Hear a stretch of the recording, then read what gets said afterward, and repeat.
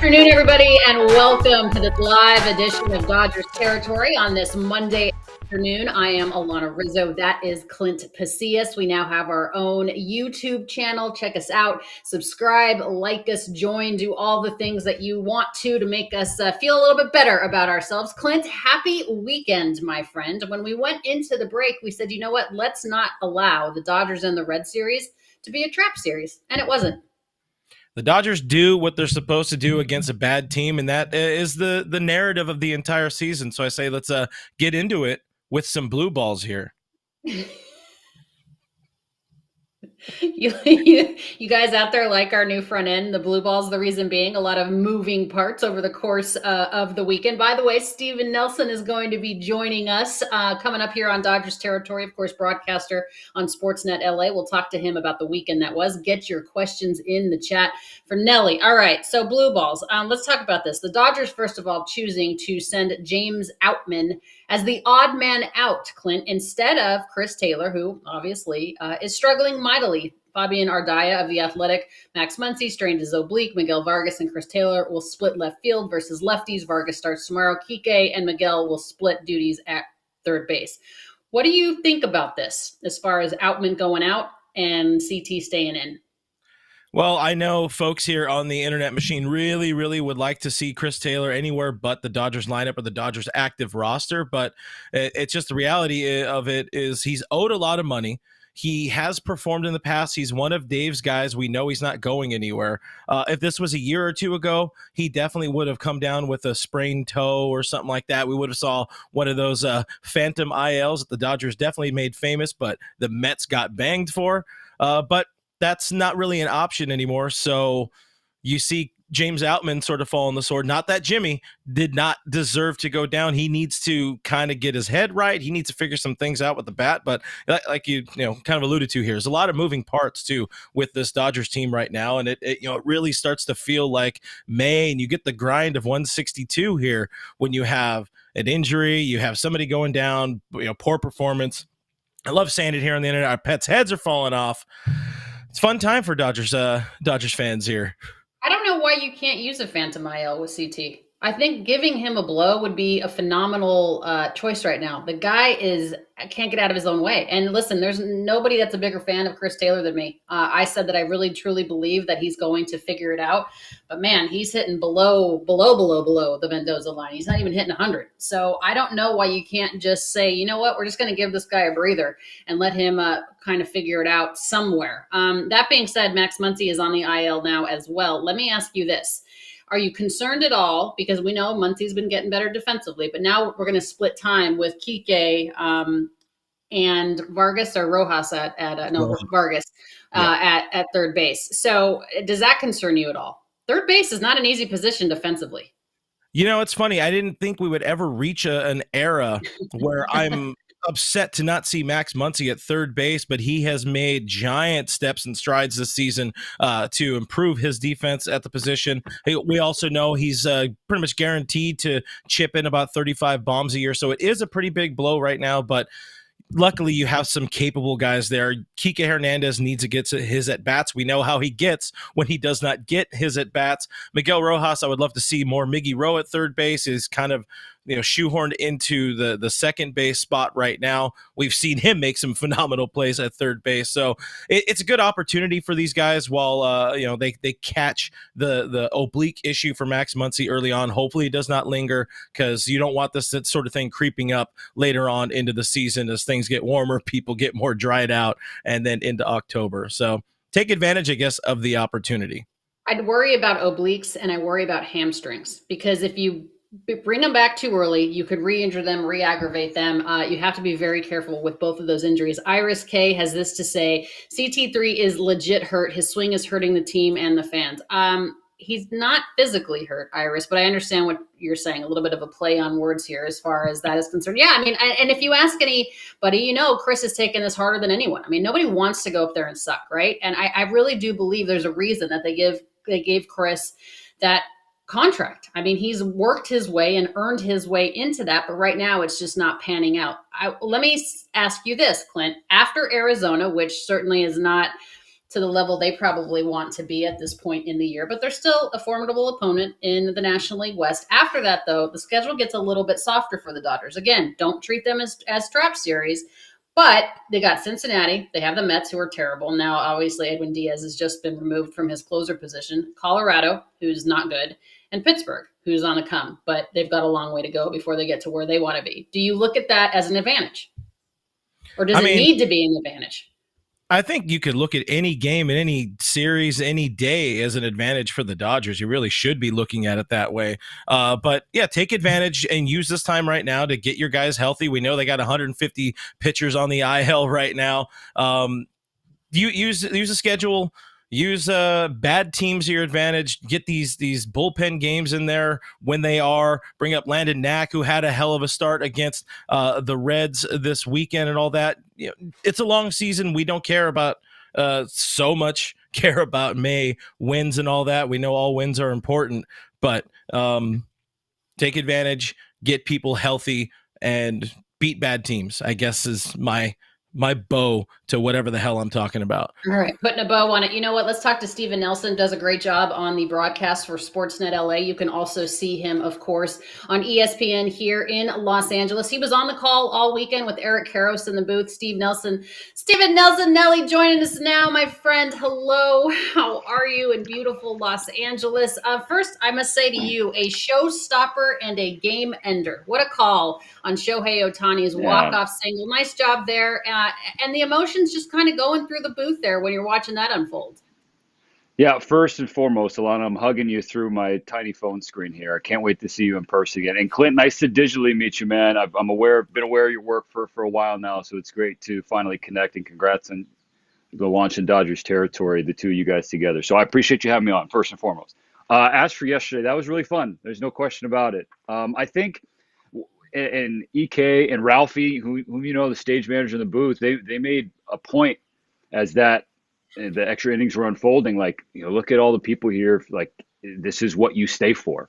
You know, you sign a guy to $700 million, and you know you're sitting there on a Sunday. You're cooking in the sun. Granted, it's only May, not July or August, and you know you might be a little frustrated with the offense inability to break through the last few games, but you got Shohei Otani coming up with the game on the line in his first year as a Dodger, and delivers his first walk-off hit. So that was really cool to be a tiny part of it, and glad I didn't mess it up until the sign-off when the voice finally gave out. But that was a cool Sunday. Shohei weekend.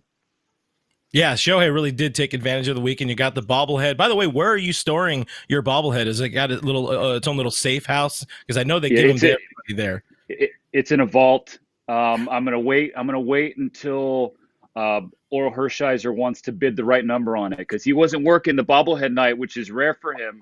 And though he values those things, those are precious commodities. So if Bulldog, you know, I got two kids that eventually are going to go through college. So when Bulldog wants to help me put them through it, that's when the first Shohei bobblehead might make its way from the Nelson household to the Hershiser house. But no, it's just upstairs right now. That was. Did you end up with the gray uni, or did you get the white uni?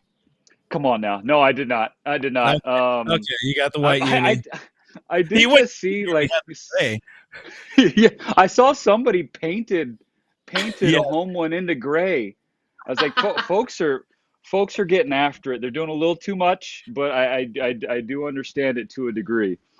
All right, I got a real one for you here to continue on Ohtani, and then I'll hand off to Alanna to do her better job than I'm doing. But first walk-off for Shohei in 4 years. Was that something you were aware of in that moment? Because I saw the stat go online, and I'm like, what the hell? How is it possible that unicorn? No, yeah, that honestly, we were right there with you. Like we got that note, and we're like, we look at each other, wait, and then EK unintentionally gave the Angels a stray in the post-game recap on Sportsnet LA, where he's like, yeah, and then you're like, how many times in the Angels has he come up with a chance to win the game at the end? I'm like, dang, EK, like, but you know, it's true. Like they've had a really tough run over the last few years, but despite that, you would think that at some point along the way, Ohtani would have come up in a big spot and delivered. So that was pretty mind-blowing. But something we've always admired about him from afar, and now we're doing it up close, is that Shohei is, and he desires to be a true showman, pun intended, because that means a lot to him. He understands his role, not just as a baseball player on this team, but his role sort of as this global lightning rod for the sport. He was like that. He had that mentality representing Samurai Japan in the World Baseball Classic. He does not typically take BP on the field anywhere in the big leagues, right? Dodger Stadium, one of the rare road crowds he would do that for. But every single part exhibition and game in the WBC back home in Japan, he did it on the field because he knew people were traveling from hours and hours away, hours before the game to watch him. And then of course, how he caps off that World Baseball Classic. So he has a feel and a desire for the moment. So it is sort of crazy that the moment hasn't found him in that regard in terms of walk-off situations in 4 years. But how cool is it that he was able to come through on the same weekend that he has Shohei Otani Day in LA County, his first bobblehead night as a Dodger this weekend, and then he caps it off with his first walk-off hit as a Dodger. And again, it was not a cheapie. It wasn't a cheapie. That was a bullet. Nelly, the lines to get into Dodger Stadium are always ridiculous, but particularly for Shohei Otani bobblehead night. I mean, you and I get to the Yeah. ballpark 4.5, 5 hours before the game. This was insanity. What was your takeaway from it? So I'll be honest. I was late getting to the park for that night. So true story.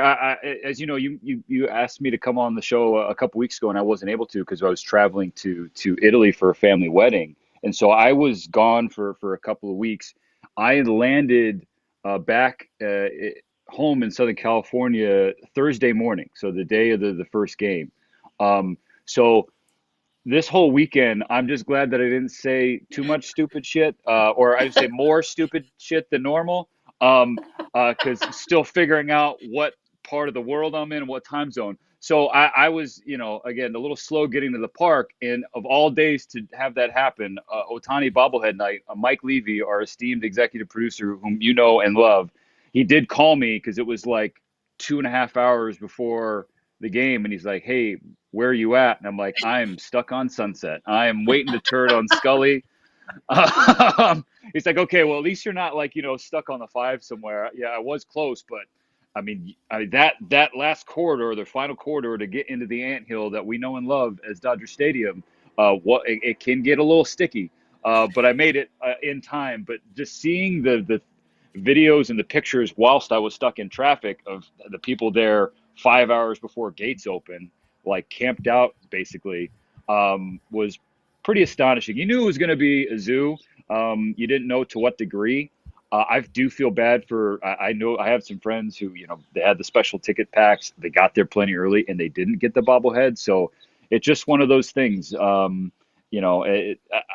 The shame of it was, and again, not a surprise, is that there were people who were getting the bobblehead somehow, maybe a couple, and then just like turning around and leaving. And which I don't love that, but I won't arbitrate how people behave as fans. But it was something, and I'm just thankful that I didn't miss the game because I was a little late that day, Alanna.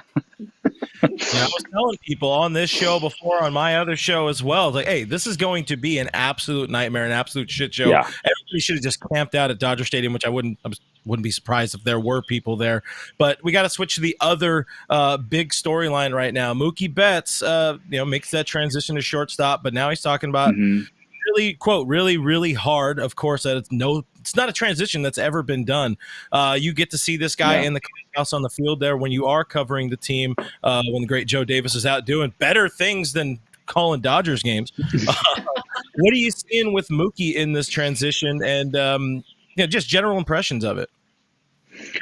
If I were to just look at it objectively and like take all the context of the team out of it, you're seeing somebody who has generally found everything in life athletically easy to come by, right? That's always been the thing with Mookie Betts. He makes everything look easy. Oh my gosh, he's one of the best baseball players on the planet, and he can shoot hoops. He could drive the golf ball 330 yards. What can't Mookie do? That has always been the thing. and that has been challenged internally Yeah. in relation to his Hall of Fame expectations of himself, right? That is sort of like the lens that you have to keep in mind here, is that this is not just any player with any, you know, sort of approach to his profession. This is somebody who wants to be in Cooperstown more than anything. He wants to be remembered as one of the all-time greats, and he wants to leave a lasting impact on the field. And so now he's been put in a position to do something on an everyday basis, that's play shortstop, that he has not done since he was a high schooler, since he was a baby. And now to do that at the highest level on earth, um, to talk about that is one thing. To talk about Mookie Betts doing it is one thing. To actually do it is another. And so I think what I would like for Mookie is to give himself a little grace, and that is, as someone who is also trying to, work hard at their craft, that's easier said than done. Like you want to be perfect. You want to nail. I want to nail every call. I want to nail every pitch. That does not happen. Mookie Betts wants to nail every ball hit to him at shortstop. It hasn't happened, and you know what? It's okay if you're accountable for it, which he is. Maybe too much so, but that's just the perfectionist in him coming out. So I would just hope he gives himself a little bit of grace. Lean on the fact that he has been excellent at everything he has done throughout his life. And so just give him time to get there again. I do believe that he will get there. Now, that's just the human side. To answer your question, like objectively from a baseball standpoint, is how much time does he get to do it? Like, I think that's going to be a fair question for this team to ask over the next couple of months ahead of the trade deadline. Is because this team is World Series or bust every single year, especially so this year. No one shies away from that. No one's running from that. So is Mookie at short or Mookie at second the best route to get there? So that is going to be a question, and a fair one to be asked over the next couple of months. I will not argue against that. Start back in 2 years coming off of TJ. Second outing, he looked like he was pitching more than he was throwing. What did you see from the second one, and how many starts do you need to see to know that he's really back? Oh man, that last question I'll get to a little bit later, Alanna. The word vintage was tossed around a lot with Walker after Saturday night. That's for sure. I mean, he had everything going. Just it wasn't like he was leaning on one pitch. It was throwing the kitchen sink. I mean, the curveball looked awesome. I mean, I don't care who it was against. I know the Reds are a scuffling lineup. I don't care. You play against, you pitch against who's in front of you, and he shoved. I mean, 6 shutout, 3 hits, no walks, 7 Ks, 78 pitches. I know some folks are like, oh, why doesn't he go back out there? Dodger fans, all fans should know that it's the big picture, for especially with Walker coming off a second TJ. Like you want him in form in October. That's what it's all about. I don't need him throwing 100 against Cincinnati in May. I don't. I would be mad if that was the case, right? The biggest thing for me, Alanna, and you would know this far better than me or anybody, given that you covered Walker's ascension in this organization, in this rotation, is just his development, his maturation as a human. We are seeing it right in front of our eyes, right?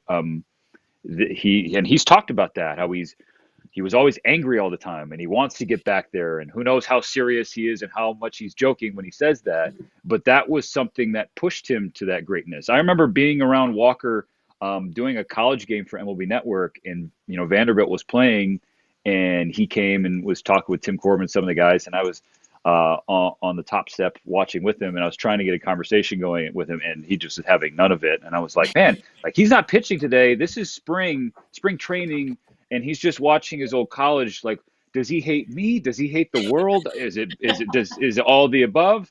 And now you see him smiling in between the white lines, forget in the dugout after a great outing. Like, it's really refreshing to see. It's heartwarming to see. Obviously, Mackenzie and their first child, Finley, have everything to do with that. in addition to what EK talked about on the broadcast, which is just, when you lose the ability to play the game, and then you get it back, you realize how much you truly love and appreciate it. So we're seeing all those things come together. As for the baseball, how many outings do I want to see? I am going to give Walker like a year. Truthfully, I'm going to give him like a season, because to come back and, after a second major elbow surgery, relearn the mechanics, try and get your stuff and feel back, get through the mental barrier that it takes to trust those rebuilt mechanics, to let it eat. That takes, I don't know how much time that takes. I've never done it. I don't know. So I'm going to give him a minute. If he gets it, knock on wood here, if he gets hit hard his next turn, I'm not going to panic. If he, doesn't give up a run his next 4 turns, I'm not going to get too excited, because like you just have to stay even keel through the highs and lows. Like, that's the cliche of baseball, but that's the truth of baseball. But the fact is, he needs time, just like Gavin Lux needs time. Like, that was just not any knee injury. He had his leg rebuilt. And so if he's 30, 40 games in and still figuring out how to use his new leg, that's okay by me. I know that the stats and the standings don't give you that grace period, but from my perspective, Alanna, I'm going to give them time, because what they're doing here is no routine deal. But if he could build on that, and I think he will, like, that is obviously a game changer for not just the Dodgers, but the entire landscape of the league. So, Steven, we got going from one hard-hitting question to another. We got some input from Elisheva Jones here in the chat, asking thoughts about the Dodgers at Dodger Stadium. The big change from Farmer John a couple years ago. People up in arms about that, because you get up in arms about everything. But hey, for the folks here on Dodgers territory, build that perfect Dodger dog. Oh, okay. Oh, okay. I thought you were going to say, can someone ask them to, like, and I was like, that's so far above my pay grade. Like, yeah. Alanna can ask Uncle Lon, but I mean, we can only do so much. So when it comes to me and the Dodger dogs, or any hot dog or brat, like, I keep it pretty simple. I'm a mustard, onion, a little bit of ketchup. Sometimes I'll mix in some relish. So yeah, I'm pretty, especially at a baseball game. Like, I don't try to reinvent the wheel with my in-game snacks. That's that. But I love that they brought back and Ross Yoshida, the Dodgers director of graphic design, is at the helm of this. But they brought back the old onion thing, with the same font. That's super sanitary. It's totally fine, not a problem. Yeah. We're not just back; we're all the way back.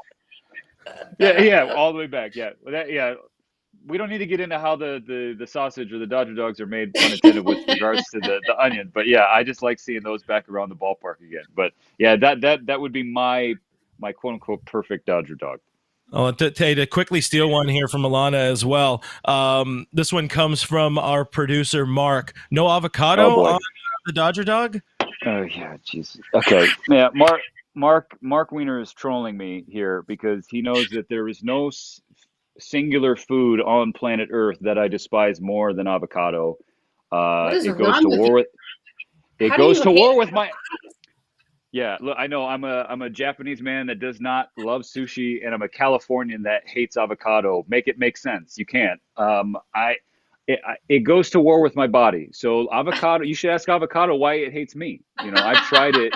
I've tried it on overpriced bread. I've tried it on nachos in the form of guacamole, and every time I'm just like, I don't understand.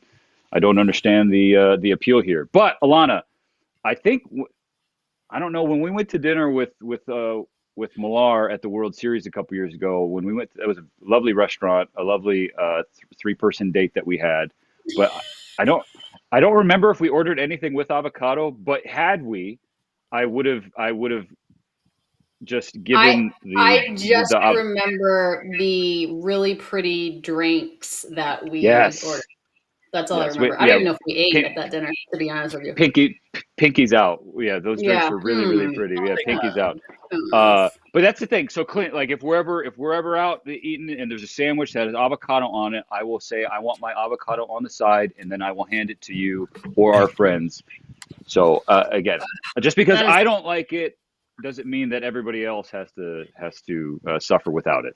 That is so un-California of you. Stephen I know. Nelson, you are the absolute best. I can't thank you enough for coming on. We love listening to you in the booth. The entire broadcast crew for Sports in LA is fantastic. So thanks for being here. Best of luck the rest of the way. Please don't be a stranger. We will not make you eat avocados, but come on Dodgers territory again. Hey, Alanna, love you guys. If you ever feel like wasting airtime with me, I am here for you. Now that I'm Yeah. back from international Unless you're travel, flying to Italy for a wedding, yeah, but it's fine. I totally that's know where we stand. All right, Stephen Nelson, thank you so much, okay. my friend. All right, we love you. All right, Bye, guys. time now for the greatest showman, Clint. We're going to continue to talk a little bit about Shohei Otani. What a weekend, right? I mean, you could not have asked for a better weekend for Shohei. He gets basically the key to the city. They named May 17th after him, the city of Los Angeles. I mean, Justin Turner, it took him a hot second to get that. And JT was like the captain of the team. Shohei already has a day. He has a bobblehead, which, by the way, Austin Barnes had to wait 2 decades to get a bobblehead. And then he has the walk-off hit. Game 4 of a 4-game series. So he is living up to the moniker, is he not? This I don't know if all of these type of accolades were baked into the contract, or if this is still just the honeymoon phase where the Dodgers are still trying to woo Shohei and be like, look, we really really love you. What But do you need to woo him for? They gave him 700 million. I'm like, listen, you don't have to talk to me ever again. If you want to give me 700 million, I'm good. listen, you never know who's slipping into them DMs. I'm just saying. So you got to make sure you keep them happy, and you give them days, you give them bobbleheads, you create panic with more bobbleheads or whatever it may be, and then you have Steven Nelson cap off a nice weekend with a great punch, a great call on that walk-off, his first walk-off hit as a Dodger. But man, it's got to be fun to be Shohei Otani right now. It's got to be real fun. Yeah. Yeah, I would imagine. The thing is, though, to whom much is given, much is expected, and he's living up to it. You know what I mean? And I do like the fact that Nelly mentioned it, and our producer also, Jeremy, mentioned it too. The Angels didn't give him a ton of time to have any sort of walk-offs. They didn't give him the opportunity to walk it off there, whereas LA gives him that opportunity. And notice I said the Angels and not the Angels of Anaheim or whatever the hell they're called. The Dodgers have given him the opportunity to get himself in that position, but he is leading in so many different offensive categories. He's a man of the people. You saw what he did to that little boy that was at Dodger Stadium in the interview room the other day, made his whole life. He's living up to it. Let's see, it's got to continue. I hope accolades are not built into a contract, because that would be a little ridiculous. Like, you can't give him a day already. Like, he's been there for 5 seconds. Like, that's a little weird to me. He's been in LA all this time. So it's Anaheim. Heavy use of the air quotes on that one. Also, congratulations to Shohei Otani, passed with 8 million subscribers on his Instagram. That is insane. That seems like a lot of people. That's about you and I, about what we have. I think I have about 100,000 people. Look at this, 8 million followers. Athlete. I love it. Just says athlete. Los Angeles Dodgers, number 17. Happy 8 million followers to Shohei. God bless him. I need to put athlete in my profile. That's what I'm missing. Oh, is that it? Yeah, I'm sure that's what I'm missing too. 220. I wonder who the 224 are that he's following. I'm going to have to go look and see if he's following LAD Territory on Twitter, because we know we have our own Twitter, LAD Territory. All right. Is it time now for Last Licks? It is.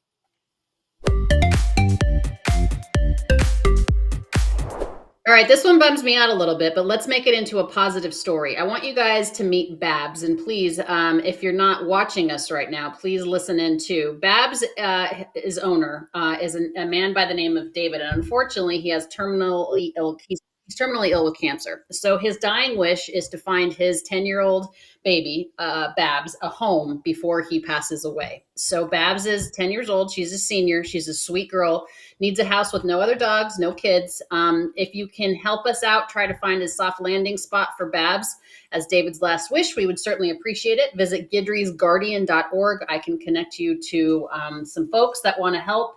If you can foster, that would be amazing. No cost to you. My foundation will take care of it. So let's find Babs a home so David can be at peace with his decision. All right, Clint. They're starting a series with the Arizona Diamondbacks before touching a softer portion of their schedule, if you want to put it that way. What do you need to see game one? Game one, who's starting tonight? I know it's finally not a bullpen game. I probably should have been more ready, but what I need to see from this team is just keep on doing what they're doing. Oh, you got Yoshi on the mound tonight. Yoshinobu Yamamoto, that's a pretty good one to lead off a series with, but just keep with the business as usual. That's what this team does. That's what this Los Angeles Dodgers organization does best. When they're playing at their best, they don't care who they're playing, the situation that their opponent is in. And I will note, the Arizona Diamondbacks, pretty freaking injured, missing two of their key starting pitchers. Alec Thomas is on the IL as well, their center fielder. And of course, really missing the bat of Corbin Carroll for the entirety of the season. But don't let that fool you. Don't let that, kind of lull you to sleep. Take advantage of these situations like I keep preaching. And, it doesn't matter how many players are hurt. Just play your game. Go out there and win some ball games.